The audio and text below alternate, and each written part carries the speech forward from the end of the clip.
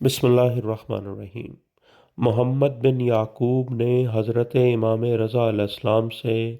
اور آپ علیہ السلام نے اپنے آبائے طاہرین علیہ السلام سے اور رسول اللہ صلی اللہ علیہ وآلہ وسلم نے جبرائیل علیہ السلام سے اور جبرائیل علیہ السلام نے میکائیل علیہ السلام سے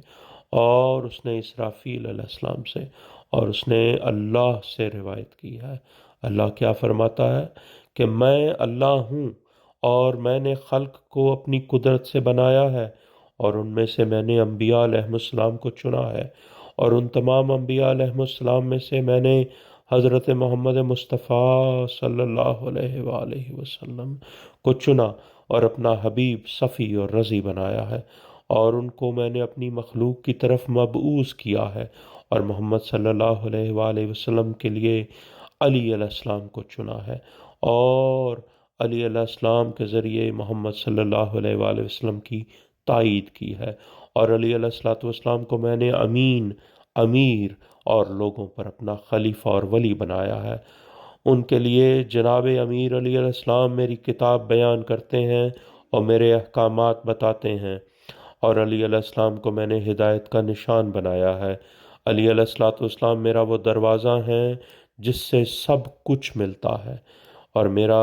وہ شہر ہیں جو اس میں داخل ہوا وہ میرے عذاب سے محفوظ رہا، اور علی علیہ السلام میرا وہ قلعہ ہے جو اس میں داخل ہوا وہ دنیا اور آخرت میں ہر مکروہ سے محفوظ رہے گا، اور علی علیہ السلام میرا وہ چہرہ ہے جو اسے دیکھے میں اسے دیکھتا ہوں، اور زمین و آسمان کی ہر چیز پر حجت علی علیہ السلام ہے۔ میں کسی عبادت گزار کی عبادت اس وقت تک قبول نہیں کرتا جب تک علی کی ولایت نہ ہو۔ دوبارہ سنیں، میں کسی عبادت گزار کی عبادت اس وقت تک قبول نہیں کرتا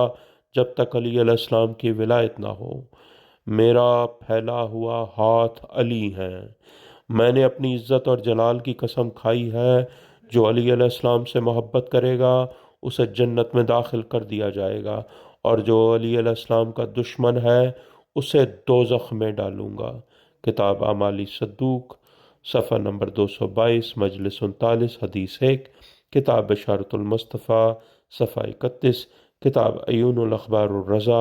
اور کتاب مشارق الانوار الیقین اردو، صفحہ 266۔ اللہم صلی علی محمد وعلی محمد وجل فرجہم ولانا اعدائہم اجمعین، بے شمار لگاتار۔